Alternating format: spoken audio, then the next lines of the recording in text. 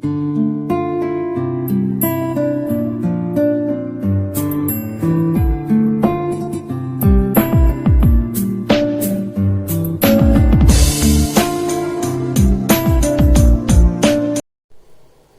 students, J.M. Patel College Bhandara, Department of English welcomes you all in this digital classroom.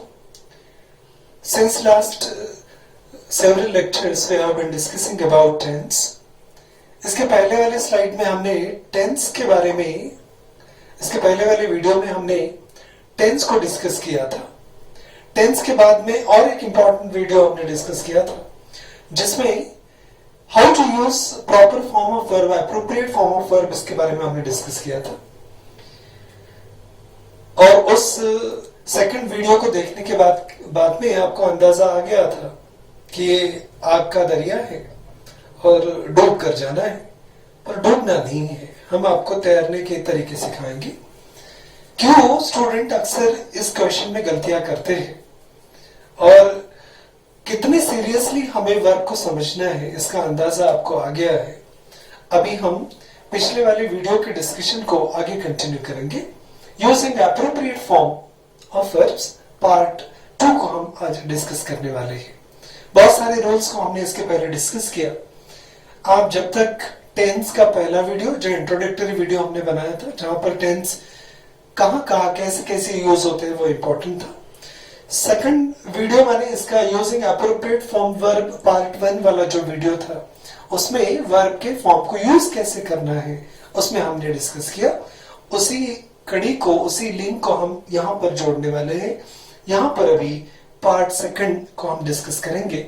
How to use appropriate form of verb part 2. Let us begin the discussion now. There are some important rules while changing narration. Narration का मतलब होता है direct indirect करना, और verb के appropriate form को use करना. इसमें डायरेक्ट इनडायरेक्ट के कुछ एग्जांपल्स भी आपको एग्जामिनेशन में पूछे जा सकते हैं. इसलिए नरेशन चेंज करते समय, डायरेक्ट इनडायरेक्ट करते समय टेंस के कौन कौन से नियम लागू होते हैं और वर्ब के कौन से फॉर्म को किस नियम के आधार पर आपको यूज करना है, उस इंपॉर्टेंट पार्ट को हम डिस्कस करेंगे. यहां पर वर्ब के फॉर्म को यूज कैसे करना, ये इंपॉर्टेंट एक्सरसाइज तो हम डिस्कस कर ही रहे हैं. साथ ही साथ आप डायरेक्ट इनडायरेक्ट के अलग अलग चेंज होने वाले रूल्स को भी आप इसमें समझेंगे. इसलिए डायरेक्ट इनडायरेक्ट, जिसे हम नरेशन कहते हैं, और टेंस, ये दोनों चीजें साइमल्टेनियसली यहां पर डिस्कस होने जा रही है. पहला एग्जांपल है, Rahul said comma into inverted comma I eat a mango. Direct का सेंटेंस है और इसका इनडायरेक्ट करते समय टेंस का क्या रोल होता है वो भी समझ लीजिए. राहुल सेड, ये रिपोर्टिंग वर्ब है. सेड वो है सिंपल पास्ट टेंस में. हम अभी टेंस की बात करेंगे. डायरेक्ट इनडायरेक्ट को अलग से दूसरे वीडियो में पढ़ने वाले हैं. इन्वर्टेड कॉमा में जो सेंटेंस है उसे रिपोर्टेड स्पीच कहते हैं. आई ईट अ मैंगो, यहां पर ईट ये वर्ब का फर्स्ट फॉर्म है. माने simple past tense reporting verb में और इन्वर्टेड कॉमा में प्रेजेंट, सिंपल प्रेजेंट टेंस है. अब नरेशन चेंज करते समय इंपॉर्टेंट कौन सा नियम समझना है वो भी समझ लीजिए. रिपोर्टिंग वर्ब अगर सिंपल पास्ट टेंस में है और इन्वर्टेड कॉमा के सेंटेंस में अगर सिंपल प्रेजेंट टेंस है, तो इन्वर्टेड कॉमा का जो टेंस है वो सिंपल पास्ट टेंस करना पड़ता है. Simple formula, simple past tense plus simple present tense is equal to simple past tense. Rahul said that he ate a mango, यहां पास्ट टेंस है, इसलिए अंदर भी हमने पास्ट टेंस किया. ये पहला नियम. दूसरा एक इंपॉर्टेंट रूल है, Rahul said I am eating a mango, reporting verb in simple past tense. Inverted comma के अंदर जो सेंटेंस है उसका प्रेजेंट कंटिन्यूअस टेंस. नियम साफ सुथरा है. रिपोर्टिंग वर्ब अगर सिंपल पास्ट टेंस में है, इन्वर्टेड कॉमा के अंदर प्रेजेंट कंटिन्यूअस टेंस है, तो उसका पास्ट कंटिन्यूअस टेंस करना चाहिए. Simple past tense plus present continuous tense is equal to past continuous tense. Answer क्या होगा? Rahul said that he was eating a mango. Simple past इधर है, हमने प्रेजेंट कंटिन्यूअस को पास्ट कंटिन्यूअस में चेंज किया. Next rule, Rahul said I have eaten a mango. Reporting verb simple past tense में, inverted comma में प्रेजेंट परफेक्ट टेंस है। Rule क्या कहता है? रिपोर्टिंग वर्ब अगर सिंपल पास्ट टेंस में है, इन्वर्टेड कॉमा में अगर प्रेजेंट परफेक्ट टेंस है, तो उसका पास्ट परफेक्ट टेंस करना पड़ता है डायरेक्ट का इनडायरेक्ट करते समय। कैसे होगा? Rahul said that he had eaten a mango, simple past tense plus present perfect tense is equal to past perfect tense. इस प्रकार से ये टेंस चेंज होता है। नेक्स्ट रूल है reporting verb simple past tense में, ब्रैकेट के अंदर है present perfect continuous tense have has been plus ING. Rule क्या कहता है? रिपोर्टिंग वर्ब अगर सिंपल पास्ट टेंस में है, इन्वर्टेड कॉमा के अंदर अगर प्रेजेंट परफेक्ट कंटीन्यूअस टेंस है, तो उसका हमें पास्ट परफेक्ट कंटीन्यूअस टेंस, एक टेंस आगे का हमें कन्वर्ट करना होता है। सेंटेंस क्या है? Rahul said that he had been eating a mango, present perfect continuous tense is changed now into past perfect continuous tense. Next rule, reporting verb है simple past tense में। ये इंपॉर्टेंट नियम है। अगर इस प्रकार के सेंटेंसेस आते हैं तो आप ध्यानपूर्वक समझ लेना, क्योंकि इस प्रकार के एग्जाम्पल एग्जामिनेशन में पूछे जाते हैं। इंपॉर्टेंट नियम है। Rahul said I ate mango, इधर सिंपल पास्ट टेंस है, इन्वर्टेड कॉमा में भी सिंपल पास्ट टेंस है। रूल क्या कहता है? रिपोर्टिंग वर्ब अगर सिंपल पास्ट टेंस में है, इन्वर्टेड कॉमा के अंदर भी सिंपल पास्ट टेंस ही है, तो उसका पास्ट परफेक्ट टेंस करना पड़ता है। आंसर क्या होगा? Rahul said that he had eaten a mango, यहां सिंपल पास्ट टेंस है, यहां सिंपल पास्ट टेंस था, इसलिए हमने उसको पास्ट परफेक्ट टेंस में कन्वर्ट कर दिया। आगे, Rahul said I was eating a mango, simple past tense है, इन्वर्टेड कॉमा के अंदर में यहां पर पास्ट कंटीन्यूअस टेंस है। अब फॉर्मूला क्या बनता है? Simple past tense plus past continuous tense. Change किस में होगा? पास्ट परफेक्ट कंटीन्यूअस टेंस में आपको चेंज करना है। आंसर क्या होगा? Rahul said that he had been eating a mango. इस प्रकार से ये कॉम्बिनेशंस काम करते हैं। और कुछ रूल डिस्कस कर लेते हैं। Rahul said simple past tense है, I had eaten a mango past perfect tense है। अब आपको दोनों के कॉम्बिनेशन में कुछ चेंज होते हैं क्या, वो भी समझना है। रूल क्या कहता है? Reporting verb simple past tense में है, प्रेजेंट इन्वर्टेड कॉमा में अगर पास्ट परफेक्ट टेंस है, तो इन्वर्टेड कॉमा का टेंस चेंज नहीं होता, क्योंकि सिंपल पास्ट टेंस के आगे पास्ट परफेक्ट टेंस है। पास्ट परफेक्ट टेंस के आगे जाने वाला कोई टेंस नहीं है जिसपे हम जंप करके जा सकते हैं। इसलिए यहां अगर सिंपल पास्ट टेंस है, इन्वर्टेड कॉमा में अगर सिंपल पास्ट टेंस है, तो उसका टेंस चेंज नहीं होता। पर नरेशन चेंज करते समय सेंटेंस कैसे दिखेगा? Rahul said that he had eaten a mango, tense change करने की जरूरत नहीं पड़ी। एक और इंपॉर्टेंट रूल है, reporting verb simple past tense में है, इन्वर्टेड कॉमा में had been eating past perfect continuous tense है। नियम हमारे पास रेडी है, simple past tense plus past perfect continuous tense is equal to no change. ऐसे सिचुएशन में भी ये टेंस चेंज नहीं होता। पर नरेशन ऐसा होगा, क्या होगा? राहुल सेड दैट ही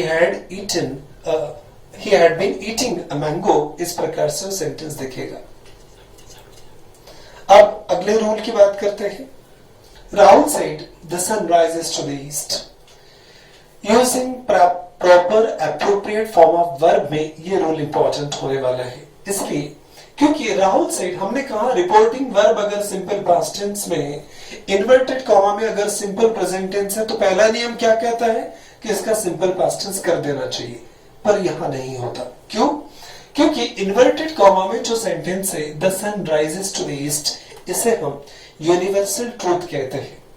अब नरेशन का नियम क्या कहता है? अगर reporting verb simple past tense में है, पर इन्वर्टेड कॉमा का सेंटेंस जो है वो अगर यूनिवर्सल ट्रूथ वाला सेंटेंस है, तो इसमें चेंज नहीं होता। इस प्रकार के सेंटेंसेस में आपको टेंस चेंज नहीं करना है। पर सेंटेंस कैसा होगा? Rahul said that the sun rises to the east, इस प्रकार से आपको सेंटेंसेस लिखना है। नेक्स्ट और इंपॉर्टेंट रूल है, जब आप नरेशन करेंगे, डायरेक्ट इनडायरेक्ट वाले सेंटेंस करेंगे, तो इस रूल को भी ध्यान में रखना। अब यहां पर तो इतने सारे रूल्स हमने देखे, reporting verb simple past tense में कायम था, पर यहां reporting verb simple present tense में है। इन्वर्टेड कॉमा के बाहर का verb reporting verb simple present tense में है। इन्वर्टेड कॉमा के अंदर कोई भी टेंस हो, अगर यहां पर सिंपल प्रेजेंट टेंस है, अंदर कोई भी टेंस रहता है इन्वर्टेड कॉमा में, तो भी टेंस चेंज नहीं होता। Simple present tense plus any tense is equal to no change. Simple present tense में बाकी टेंसेस को चेंज करने की ताकत नहीं है, पावर नहीं है, इसलिए ये अनचेंज्ड पार्ट रहता है। ये नरेशन के कुछ इंपॉर्टेंट रूल्स हैं जो आपको ध्यान में रखने पड़ेंगे अप्रोप्रिएट वर्ब को चेंज करते समय। कुछ और एग्जांपल हम डिस्कस करेंगे जो अलग अलग रूल को लेकर आएंगे। ही अ न्यू कार टुमारो, यहाँ बाय शब्द है और बार बार ऐसे सेंटेंसेस एग्जामिनेशन में पूछे जा रहे हैं ताकि आप कंफ्यूज हो जाए।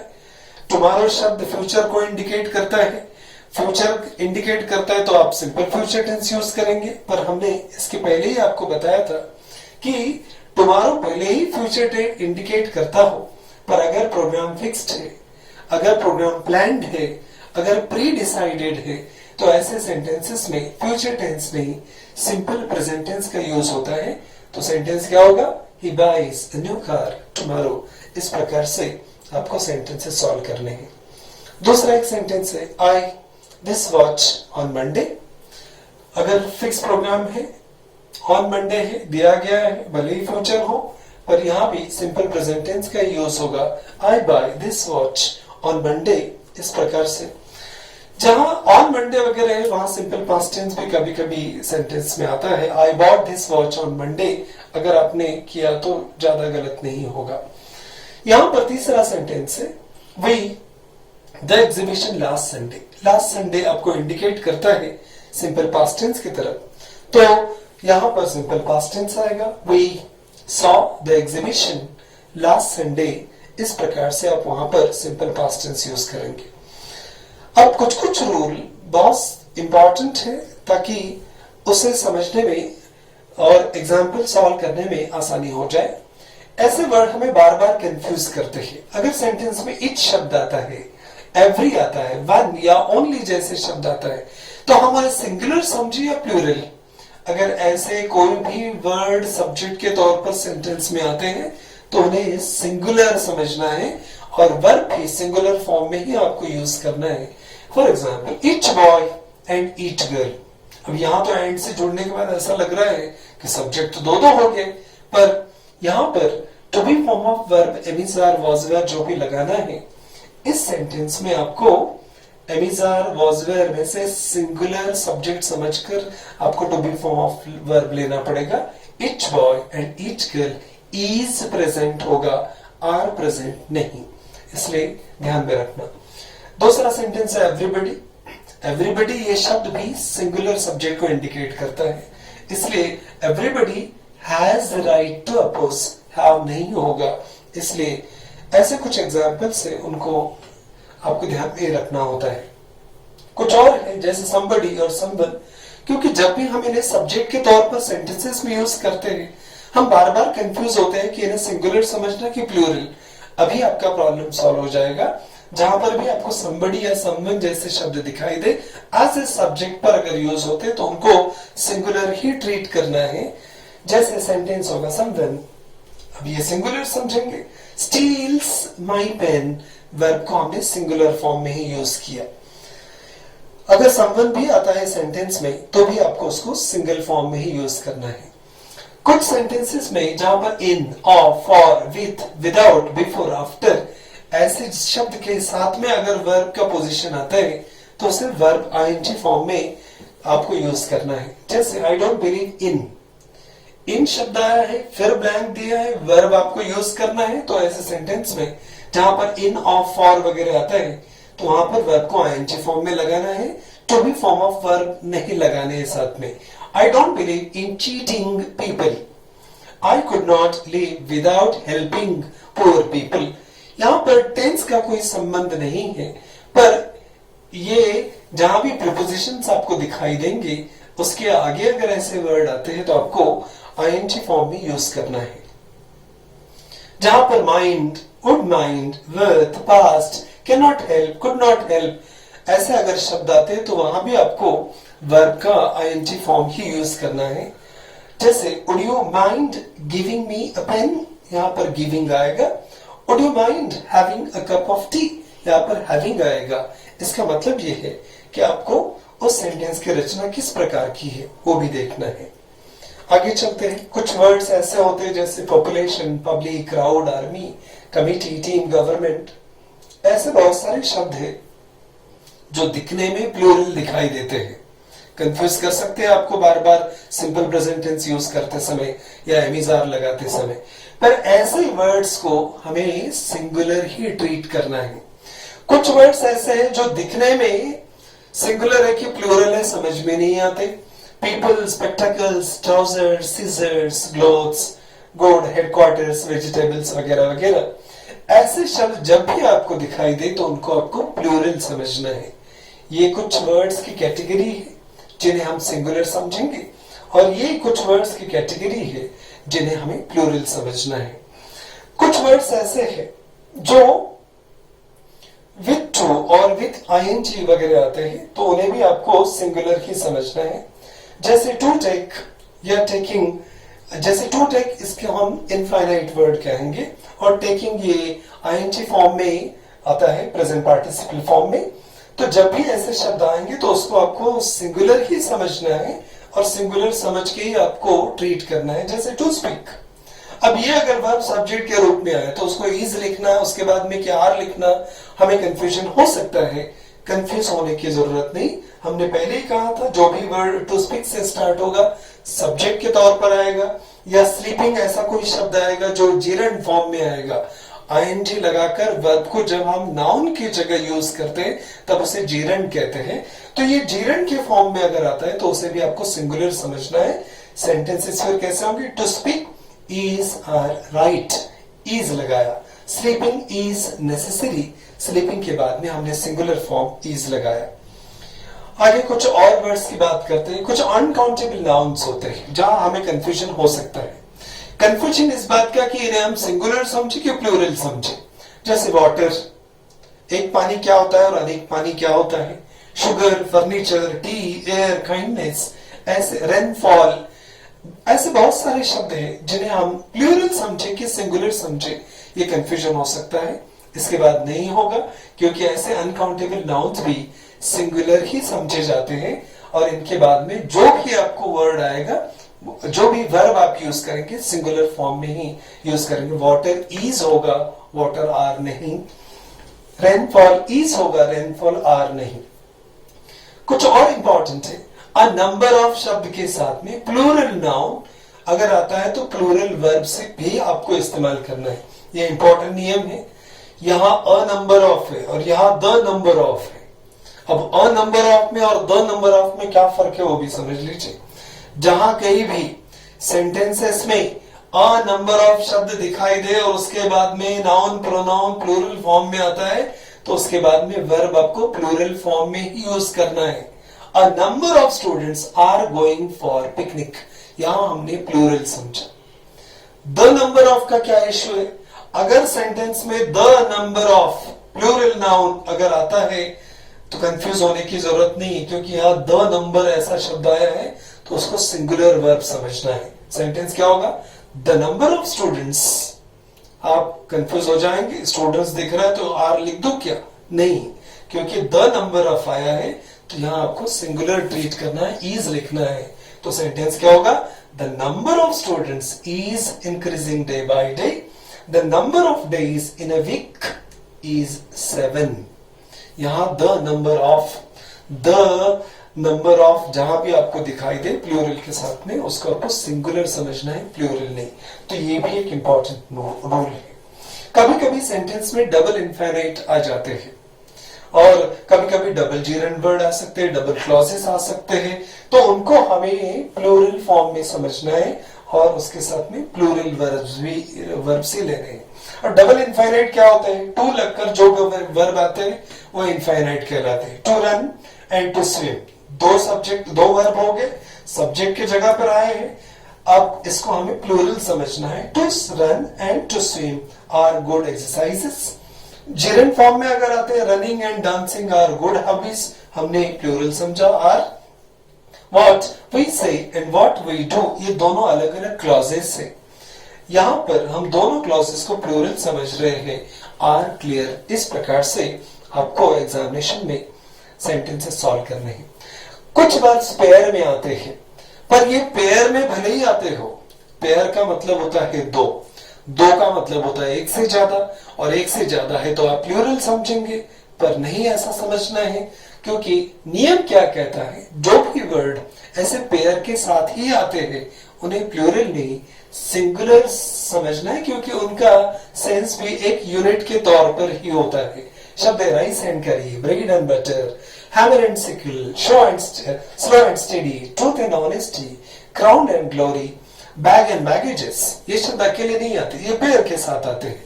तो ऐसे शब्दों को आपको सिंगुलर समझना है, और जब भी आप वर्ब इस्तेमाल करेंगे तो उनके सामने आपको सिंगुलर वर्ब ही यूज करना है। अब ये कुछ एग्जाम्पल्स हैं।